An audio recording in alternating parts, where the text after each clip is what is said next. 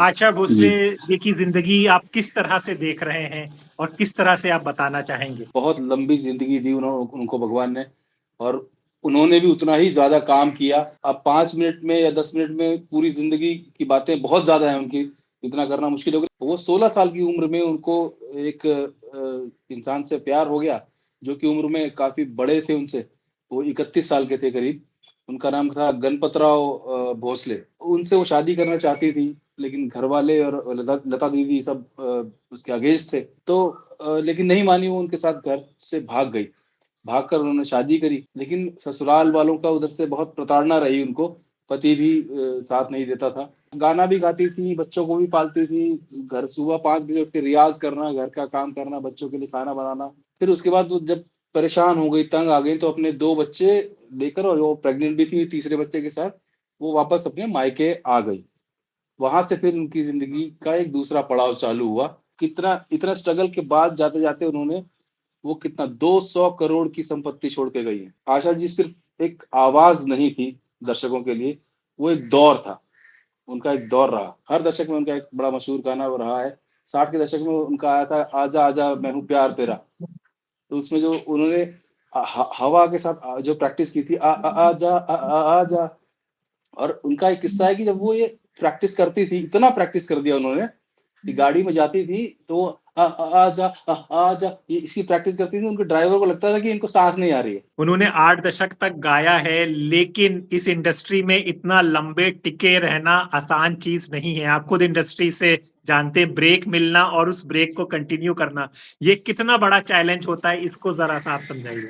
आपको अगर थोड़ी-सी भी कामयाबी मिल रही है, आप अगर हम्बल नहीं रहेंगे, नीचे नहीं रहेंगे, तो अगर आपके दिमाग पे चढ़ गया कि अरे मैं तो इतना बड़ा सिंगर बन गया अब मेरा कोई कुछ नहीं बिगाड़ सकता, तो आप कभी नहीं टिक पाएँगे। कोई भी कलाकार हो, आप मशहूर हो रहे हैं, आप बड़े हो रहे हैं, उतने आप हम्बल होते जाएँ, तभी आप टिक सकते हैं। अमिताभ बच्चन को देख लीजिए, सोनू निगम को देख लीजिए, बड़े-बड़े सिंगर्स को देख लीजिए, जितने जितने ऊँचाई पर वो हैं, उतने ज़्यादा हम्बल हैं।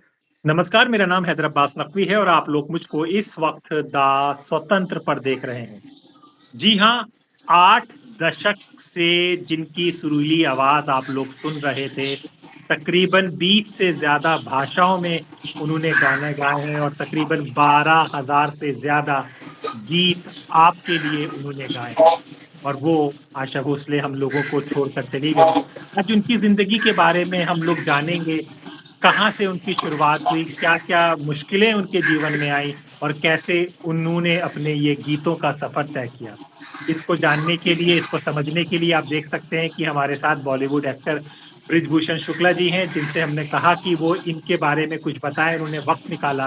ब्रिज बहुत-बहुत शुक्रिया द स्वतंत्र से जुड़ने के लिए।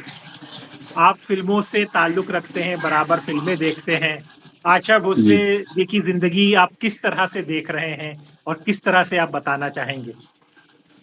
देखिए जहाँ तक बात है आशा जी की ज़िंदगी की, बहुत लंबी ज़िंदगी दी उनको भगवान ने और उन्होंने भी उतना ही ज़्यादा काम किया। मतलब आप 5 मिनट में या 10 मिनट में पूरी ज़िंदगी की बातें बहुत ज़्यादा हैं उनकी, इतना करना मुश्किल हो गया। लेकिन कुछ बातें हैं, पॉइंटर्स हैं, जैसे लाइफ़ उनकी किस तरह से निकली। कि बहुत छोटी थी उस वक़्त, घर में गरीबी थी काफ़ी, लता दीदी गाती थीं। वो 16 साल की उम्र में उनको एक इंसान से प्यार हो गया, जो कि उम्र में काफ़ी बड़े थे उनसे। वो 31 साल के थे करीब। उनका नाम था गणपतराव भोसले। तो उनसे वो शादी करना चाहती थी, लेकिन घरवाले और लता दीदी सब उसके अगेंस्ट थे। तो नहीं चाहते थे कि इतनी छोटी उम्र में इतने अपनी से दुगनी उम्र के इंसान से शादी करें वो। तो लेकिन नहीं मानी वो उनके साथ घर से भाग गई। भागकर उन्होंने शादी करी। और उसके बाद उनके 3 बच्चे भी हुए, लेकिन ससुराल वालों का उधर से बहुत प्रताड़ना रही उनको, पति भी साथ नहीं देता था, जो थे गणपतराव अपने भोंसले। तो तंग आकर के अपने गाना भी गाती थी, बच्चों को भी पालती थी, घर सुबह 5 बजे उठ के रियाज़ करना, घर का काम करना, बच्चों के लिए खाना बनाना, फिर ट्रेन पकड़कर बॉम्बे आना और वहाँ से गाने गाना दिन भर खड़े-खड़े, रात को वापस जाना। वो स्ट्रगल उस समय उनके साथ बहुत हुआ। ऐसा जो भी हमने पढ़ा, जाना है। फिर उसके बाद वो जब परेशान हो गई, तंग आ गई, तो अपने 2 बच्चे लेकर और वो प्रेग्नेंट भी थी तीसरे बच्चे के साथ, वो वापस अपने मायके आ गई। वहाँ से फिर उनकी ज़िंदगी का एक दूसरा पड़ाव चालू हुआ और गाना शुरू किया उन्होंने और देखिए अब 92 साल की उम्र में गई हैं और आपने जैसा बताया 20 से ज़्यादा भाषाओं में 12,000 से ज़्यादा गाने अलग-अलग गाए उन्होंने और अब देखिए जाते-जाते कितना इतना स्ट्रगल के बाद जाते-जाते उन्होंने वो कितना 200 करोड़ की संपत्ति छोड़ के गई हैं। 200 करोड़ और 80 साल तक गाती 80 सालों तक गाती रही वो। और फिर एक जीवन में पड़ाव आया उनके जब उन्होंने दूसरी शादी करने का सोचा और 1980 में आर डी बर्मन संगीतकार उनके साथ उनकी शादी हुई और अच्छा जीवन चला उनका। और उसके बाद जो संपत्ति अर्जित हुई 2002 में उन्होंने एक रेस्टोरेंट चेन खोली, आशाज़ रेस्टोरेंट के नाम से, जो कि काफ़ी मतलब 12 या 14 से ब्रांचेज़ हैं जिसमें दुबई भी है, बहरीन भी है, कुवैत है, यूके है, सब जगह उनके ब्रांचेज़ हैं। तो वो इतना कमा के गई और हम ये कह सकते हैं कि वो आशा जी सिर्फ़ एक आवाज़ नहीं थी दर्शकों के लिए, वो एक दौर था, उनका एक दौर रहा। और जहाँ तक उनके गानों की बात है, आवाज़ के तो सब कायल थे उनके, लता जी से कंपैरिज़न बहुत होता था उनका, लेकिन उन्होंने एक अलग पहचान बनाई अपनी अपनी आवाज़ को इतना मॉड्यूलेट किया और इतनी पहचान बनाई। जैसे आप शुरू से देखिए 1950 के दशक में एक गाना आया था, उनका जो सुपर हिट हुआ था हर दशक में उनके गाने बहुत अच्छे चले। 1950 के दशक में आया अच्छा जी मैं हारी चलो मान जाओ ना, कितना और जब वो इतनी अच्छी आवाज़ में उन्होंने गाया और 1960 के दशक में अगर आप देखें, हर दशक में उनका एक बड़ा मशहूर गाना वो रहा है। 60 के दशक में उनका आया था आजा आजा मैं हूँ प्यार तेरा। तो उसमें जो उन्होंने हवा के साथ जो प्रैक्टिस की थी आजा आजा और उनका एक किस्सा है कि जब वो ये प्रैक्टिस करती थी, इतना प्रैक्टिस कर दिया उन्होंने कि गाड़ी में जाती थी तो वो आजा आजा ये इसकी प्रैक्टिस करती थी, उनके ड्राइवर को लगता था कि इनको साँस नहीं आ रही है। उनके फेफड़े में सांस नहीं जा रही है इतना प्रैक्टिस करती थी वो गाने को और थोड़ा सा आगे बढ़े तो 1970 के दशक में गाना आया जो दम मारो दम इतना मशहूर हुआ हालांकि वो डीडी दूरदर्शन पे बैन हो गया था गाना बिकॉज दूरदर्शन ने कहा ये बहुत ज्यादा हिप्पी कल्चर को प्रमोट करने वाला गाना है तो हम सरकारी चैनल पर नहीं चलाएंगे लेकिन उसी तरफ देखिए उसी गाने को सॉन्ग ऑफ द सेंचुरी के खिताब से नवाजा गया दम मारो दम इतना बैन होने के बावजूद और उससे आगे बढ़े तो देखें आप 1980 में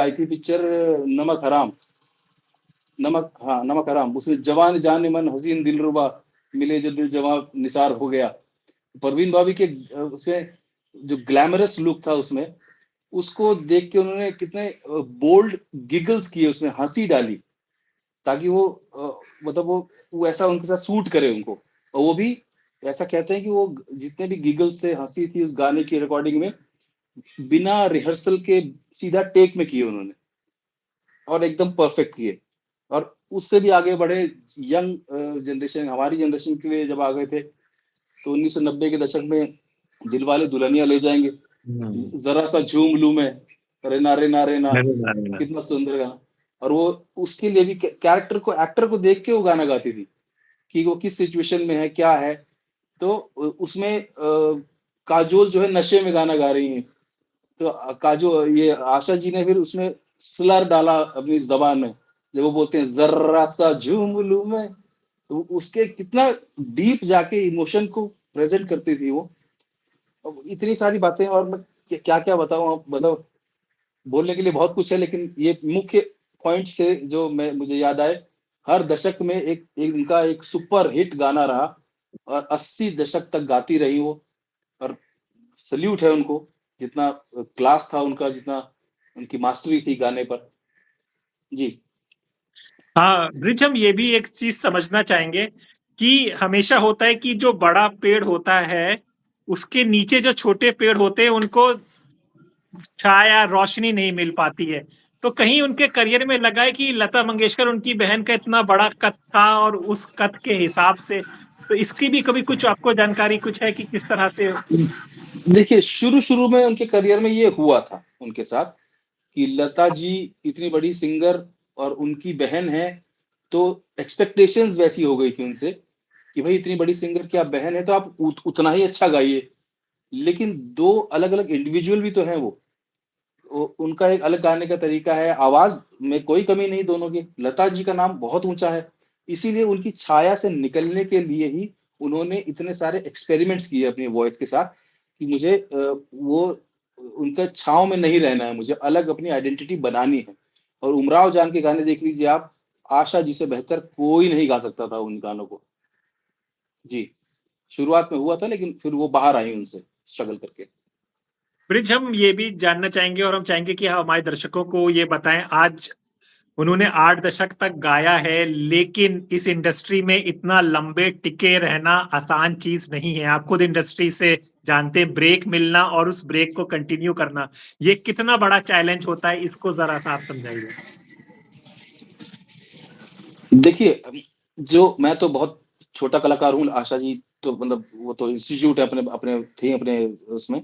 लेकिन अगर आपको इंडस्ट्री में आते हैं बहुत सारे कलाकार आते हैं, सिंगर आते हैं, एक्टर आते हैं, हर टैलेंट आता है। लेकिन आपको अगर थोड़ी-सी भी कामयाबी मिल रही है, आप अगर हम्बल नहीं रहेंगे, नीचे नहीं रहेंगे, तो अगर आपके दिमाग पे चढ़ गया कि अरे मैं तो इतना बड़ा सिंगर बन गया अब तो, अब मेरा कोई कुछ नहीं बिगाड़ सकता, तो आप कभी नहीं टिक पाएँगे। कोई भी कलाकार हो, वो नहीं टिक पाएगा। आपको जितना आप मशहूर हो रहे हैं या बड़े हो रहे हैं, उतने आप हम्बल होते जाएँ, तभी आप टिक सकते हैं। अमिताभ बच्चन को देख लीजिए, सोनू निगम को देख लीजिए, बड़े-बड़े सिंगर्स को देख लीजिए, जितने जितने ऊँचाई पर वो हैं, उतने ज़्यादा हम्बल हैं। और सच है, अपने अपने साथ कम से कम वो सच्चे हैं। वो दिखावा और झूठ से थोड़ा परे रहते हैं। हालाँकि पूरी इंडस्ट्री दिखावे और झूठ पे टिकी हुई है, लेकिन अपने साथ कितना सच्चा है इंसान, उस पे बहुत डिपेंड करता है। आप अगर लंबा खेलना चाहते हैं, लंबा टिके रहना चाहते हैं, तो आपको उतना ही हम्बल होकर काम करना पड़ेगा। जी। ब्रिज, शुक्रिया, आपने इतने कम समय में इतनी सारी बातें बता दी। हमें लगता है कि हमारे ऑडियंस को काफी जानकारी मिली होगी, क्योंकि कभी डिजिटल दुनिया में नई ऑडियंस है, उन्हें पुराना नहीं पता होगा। लेकिन जैसा आपने जी। बताया कि हर दशक में उनका एक हिट गाना आया है और गानों के बारे में बताया। चलते चलते आपका कौन सा पसंदीदा गाना है उनका, उसको भी थोड़ा सा गुनगुनाई दीजिए हमारे लिए। मेरा तो उनका उमराव जान की सारी गज़लें, दिल चीज़ क्या है आप मेरी जान लीजिए, बस वो एक सारी बार। गज़लें उमराव जान की बहुत बस एक बार मेरा कहा मान लीजिए। तो वो उमराव जान की सारी गज़लें मेरी बहुत फ़ेवरेट रही हैं और बाकी जितने मैंने हर दशक के गाने बताए वो तो रहे ही हैं और हमारी जनरेशन का दिलवाले दुल्हनिया ले जाएँगे, उस समय 95 में ज़रा-सा झूम लूँ मैं हम लोग कितना झूमते थे। खुद भी हम झूमते थे रहते थे इस गाने को सुन कर के। तो फिर यही है। चलते देख, बातों बातों से एक बात निकल आई है। हम लोग देखते हैं कि हमारा जो बैकग्राउंड होता है वो कहीं ना कहीं हमारे अभिनय और उन सब चीजों में आ जाता है। यानी कि अगर हम लोग उत्तर भारत के हैं तो हमारी इंग्लिश बोलने का तरीका अलग होगा, वो होगा। लेकिन हमने देखा है कि ये जो सिंगर होते हैं, अब जैसे उमराव जान में उर्दू शब्दों का इस्तेमाल है, कहीं पर भी पता ही नहीं चलता कि कौन से बैकग्राउंड में उस चीजों को पकड़ लेते हैं। तो इसका क्या पर्टिकुलर कोई रियाज होता है, क्या गॉड गिफ्ट क्या है? ये गॉड गिफ्ट भी कह सकते हैं लेकिन सिंगर्स के साथ ना एक क्या बोलते हैं एडवांटेज ये होता है कि आपको ये 15 लाइन का गाना गाना है। 15 लाइन ही है। आप उसके लफ्ज़, उसका उच्चारण किस भाषा में है, कैसे है, आपके पास ट्रेनर होगा, वो बता देगा, उस भाषा में लिख कर आ जाएगा। वो उतना गाना का रिहर्स करना और एक बंद कमरे में माइक के सामने आपको अकेले गाना है। तो वो थोड़ी-सी मैं ये नहीं कहता बिल्कुल आसान है, लेकिन थोड़ा आसानी हो जाती है। वहीं अगर एक्टर्स की बात की जाए, अगर उत्तर भारत से गए हैं और आप मलयालम में काम कर रहे हैं या तेलुगु में काम कर रहे हैं, तो आपको 5-5, 10-10 पेज की स्क्रिप्ट्स आ रहे हैं, डायलॉग्स आ रहे हैं और आपको ऑन कैमरा अपनी शक्ल दिखा के साथ में बोलना है। तो वो थोड़ा मुश्किल पड़ता है। सिंगर्स के साथ ये थोड़ी एडवांटेज होती है कि उनको कम करना है और किसी ऑडियंस के सामने नहीं करना है। तो बहुत बार रिहर्स करके प्रैक्टिस करके वो कर सकते हैं। थोड़ा ईज़ी हो जाता है। बस बाकी तो कोई फ़र्क नहीं है। शुक्रिया ब्रिज, आपने स्वतंत्र के लिए वक्त निकाला। ऐसे ही हम लोग आगे भी आपसे चर्चा जारी रखेंगे। तो दोस्तों, आज हमने आपको आशा भोसले के बारे में बताया, उनकी जिंदगी के बारे में बताया। तो अपने दोस्त हैदराबाद नकवी को इजाजत दीजिए। फिर होगी मुलाकात किसी और चर्चा के साथ। तब तक के लिए नमस्कार।